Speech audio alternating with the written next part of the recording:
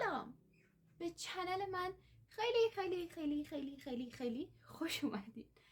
آقا از اونجایی که فصل نکبت و لجن امتحانهای مستمر و اردیبهشت و بدتر از اون امتحانهای پایانی خرداد ماه از رگ گردن به ما نزدیک‌تره، با خودم گفتم که بیام یه ولاگ درسی بگیرم که توش هم من درس بخونم هم شما بگین که آره این داره میخونه منم بلندشم بخونم دیگه، به هم انگیزه بدیم. من فردا امتحان اموال و انبار دارم، یک امتحان تخصصی و سخت، و پس فرداش امتحان شیمی دارم، یک امتحان پودمانی و مهم، و اینجوری پشت سر هم امتحان چیدم. وقتی هم که بهشون چی میکنی که آقا چه خبره، چه وضعشه، چه جوری ما با بخونیم، خانومم خودت برنامه ریزی کن دیگه. چشم، منتظر بودم شما بگی دیگه. حالا بیاین بدون حرف اضافه بریم با هم دیگه پودمان اموال اول جمع کنیم، بعدم بشینیم شیمی بخونیم.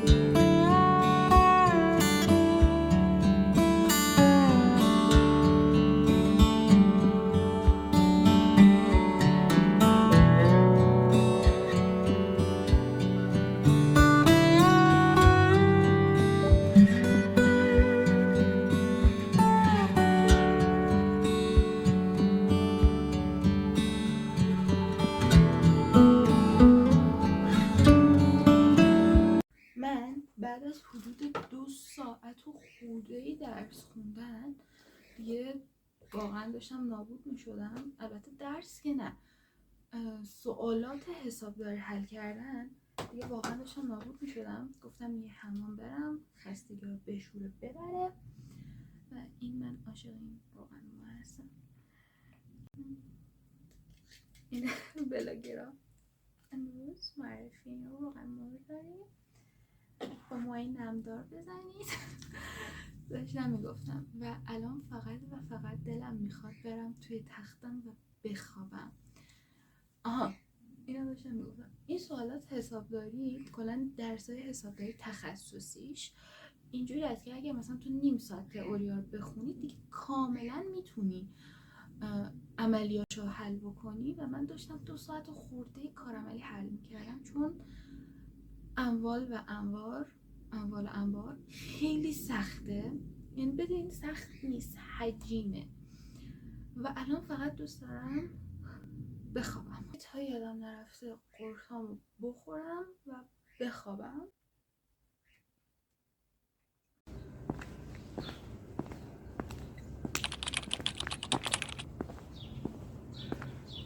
$2,000 years later. من امروز امتحانمو دادم و امروز سه‌شنبه است و 15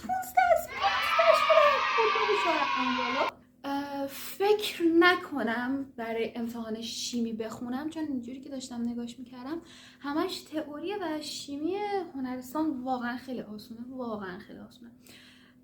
فقط فکر کنم پودمان 1 بود که آره یکم حل کردنی داشت، بقیهش تئوری بود.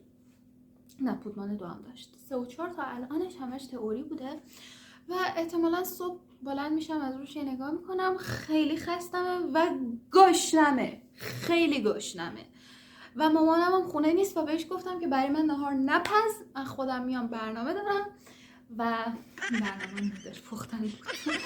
و بیاین با هم دیگه بالاخره غذا درست کنیم، دارم میمیرم.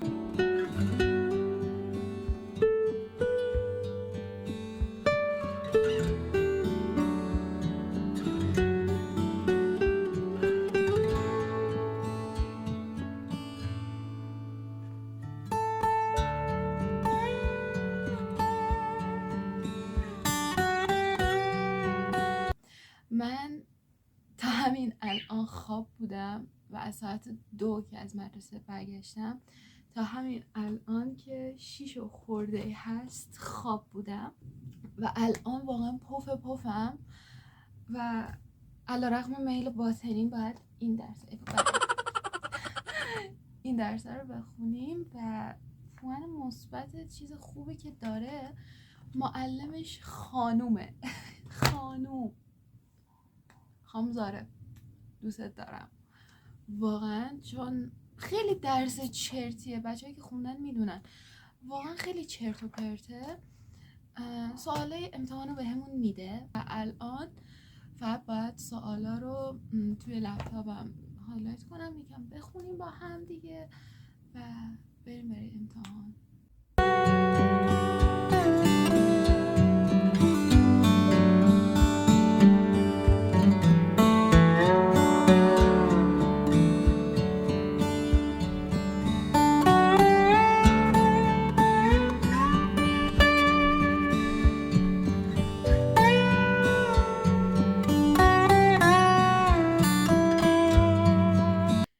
خب این ولاگم تموم شد و مرسی ازتون که تا اینجا همراه هم بودید.